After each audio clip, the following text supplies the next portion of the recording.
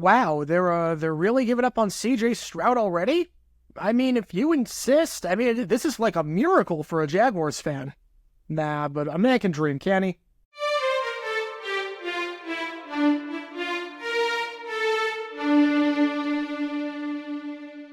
Welcome everybody to JG9 News, where we talk all things NFL all the time. I'm Jared Garenai, representing the 904 from the 602, and today we are talking about this team behind me right here as they get ready for the 2024 NFL Draft, 1 week away now officially in Detroit. And a question for the Texans, what are they going to do at the quarterback position? Obviously, C.J. Stroud is the franchise guy. They've got 4 quarterbacks on the roster right now. Is behind Stroud, you've got Tim Boyle, who just got signed from the New York Jets after a horrible season there. You got Davis Mills entering his final season under his rookie contract, the former Stanford man. And you got the veteran quarterback, Case Keenum, who has been in the league for over a decade at this point.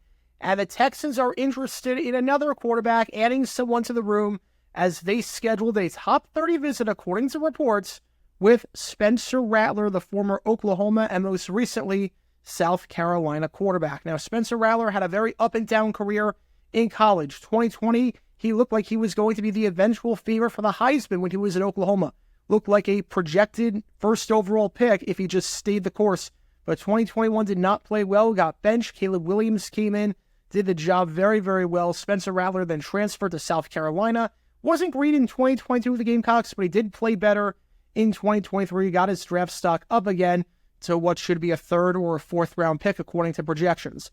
2023, Spencer Rattler with South Carolina, 19 touchdowns, 8 interceptions, very nice 69% completion percentage, 3,186 yards. He was 5th in the SEC in passing yards and 4th in completion percentage. He led South Carolina to the Gator Bowl and a top 25 ranking for the first time since 2013. And he helped the Gamecocks have their best season, most wins in a season since 2017. Across his collegiate career, Spencer Rattler over 10,000 yards passing, 77 touchdowns, 32 interceptions. He's projected as the 7th or the 8th quarterback off the board, according to many. Obviously, you got that tier 1 of guys projected to go in the first round no matter what. Caleb Williams, Jaden Daniels, Drake May, J.J. McCarthy. You have that tier 2 of guys that could go in round 1, but could go round 2, somewhere in the top 40, top 45. You got Michael Penix and Bo Nix. And then you have that tier 3 of guys that will go round 3 or 4, and it's really Michael Pratt out of Tulane, and it's Spencer Rattler. So you figure that Rattler will be the 7th or the 8th quarterback off the board, and the Houston Texans are interested. Now, you might be thinking, wait a sec, the Texans have 4 quarterbacks in the room. They have a pretty solid depth chart QB-wise. They have C.J. Stroud, obviously, as the starter. Why would they consider drafting a guy round 3 or 4?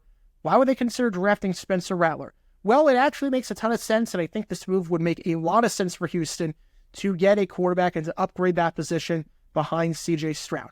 Obviously, Tim Boyle's terrible. There's no dead cap if you cut him. He's not making the team. He's absolutely garbage.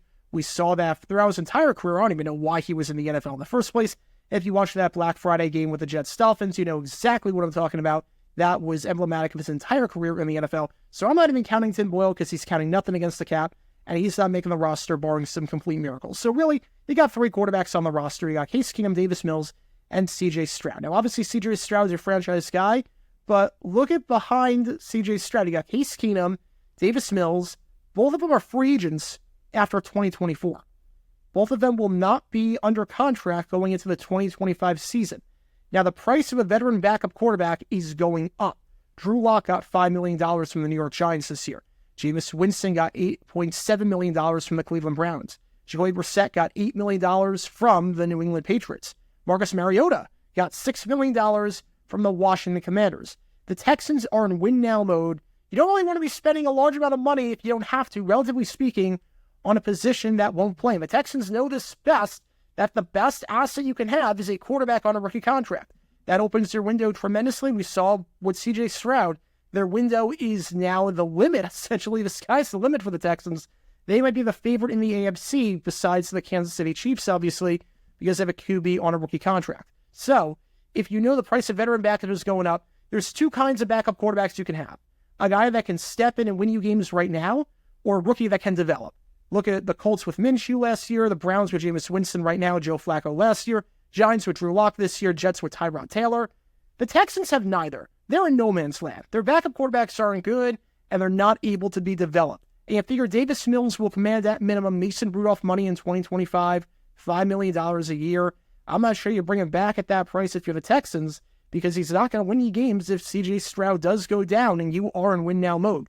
And obviously Case Keenum is cooked at this point. He's about to be 36 years old and he's declining. So it makes a lot of sense why the Texans would be interested in a guy like Spencer Rattler, and they could develop him for 2024 as QB3 and then go from there. Because here's the thing with the Texans. They struggled tremendously last season when C.J. Stroud went down. There were 2 games last year that he did not play, and it was the Titans game and the Browns game on Christmas Eve. In that Titans game, yes, the Texans won. They had 192 net passing yards. That was it. 192 net passing yards. Case Keenum did not look good in that game. He threw a pick. He fumbled the ball. The Texans had 172 net passing yards going into the OT period. Really, if you take out that play to Devin Singletary in overtime, which was really just a dump-off, did absolutely nothing. Case Keenum is not that good anymore. And then the next week, he played the Browns game. 29 net passing yards in that game for Case Keenum. That was it. No touchdowns, 2 picks, 31.6 passer rating, which is worse than if he did nothing but spike the ball into the ground on every single play.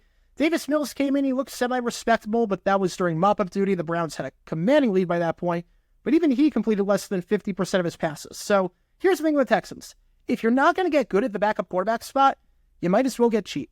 You might as well go cheap. And Rattler on a 4-year deal worth $4 million, $1 million a year essentially, because of the rookie wage scale, can't be any worse than what you have right now. And it's really a no-lose situation for the Texans. No pressure whatsoever. Because Spencer Rattler, he could be the 3rd-string quarterback. You get rid of Case Keenum. Case Keenum's done at this point.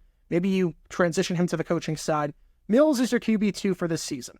If Rattler shows potential, guess what? He's your QB2 in 2025. You don't have to bring back Davis Mills.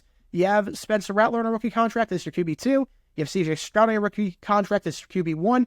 And you can go from there and really spend money elsewhere and build a team how you want to otherwise. And if Spencer Rattler doesn't play well, all right, you wasted, what, a 4th-round pick? You know you need to spend money on a backup quarterback next year. You could just use the money that you're spending right now on Case Keenum and Davis Mills and spend that money on a backup quarterback. No harm, no foul. It doesn't make a lot of sense to spend high capital in free agency on a backup QB in 2024 because Davis Mills is still under contract and he is capable. I'm not sure the Texans win games with him, but he is still a capable top 50 quarterback in this league. On top of that, you were also going on a huge spending spree at other positions and more importance. So spending a lot of money on a backup quarterback, especially with those prices, might not have been the best move. But you figure Davis Mills not under a contract for next year. You draft Spencer Rattler. If it works out, great. If not, just spend money in 2025 on a free agent to back up C.J. Stroud. This move makes a lot of sense. I get why the Texans are interested in a guy like Spencer Rattler, especially because you also have to remember, he's going to get a lot of reps. He is going to get a lot of looks if he plays because the Texans have that extra game by playing the Hall of Fame game in Canton, Ohio on August 1st against the Chicago Bears. This coaching staff can get a really good look at Spencer Rattler because you figure Case Keenum is not going to play in that game. C.J. Stroud is not going to play in that game. Davis Mills, in all likelihood, not going to play in that game. Theoretically, you can play Spencer Rattler the entire game, get those extra reps, and you know at that moment, okay, maybe Spencer Rattler might not be the guy as QB2 going into the 2025 season. He won't be QB2 anyways in 2024. Davis Mills will be QB2, and you figure Rattler will be QB3. But you could at least say, okay, this guy's got potential. We don't need to spend a lot of money on a backup quarterback in free agency. If Spencer Rattler keeps developing like this, we really like what we see. So the move makes a lot of sense. I get why the Texans are interested in Spencer Rattler. It's really a move thinking toward 2025. You figure he beats out Case Keenum, becomes QB3 in 2024, and then 2025, if all goes according to plan, he takes over the QB2 spot. Davis Mills, you let him walk in free agency, and if it doesn't work out, no harm done. Spencer Rattler, cheap contract, you can keep him on his QB3 in 2025, and then just sign someone in free agency to back up C.J. Stroud if you can't bring back Davis Mills. Makes a lot of sense. I can see why the Texans are interested in a quarterback. They will have some draft picks to work with for sure. Don't have a first-round pick this year, but they do have a lot of picks in the other rounds, so we'll see what the Texans decide to do. And if they do take a quarterback thinking ahead toward 2025 and possibly third-string option to replace Case Keenum, who is not getting any better or any younger in 2024. What are your thoughts on Spencer Rattler? Do you think he's going to be a good quarterback in the NFL? What were your thoughts on him at South Carolina? your thoughts on him in Oklahoma. Where do you think he's going to get drafted? Do you think he'll be the 7th, the 8th quarterback off the board? Do you think he's going to be good in the NFL? And who do you think is going to draft him? Do you think this would make sense for the Texans? A lot to talk about. Let me know your thoughts in the comments down below. That's going to do it for this episode of JG9 News. Be sure you like and subscribe. It helps the channel out a lot. And be sure to check out my main channel, JaguarGator9, where we talk all things NFL history all the time. Until next time, this is JaguarGator9 signing off. And as always, go Jags.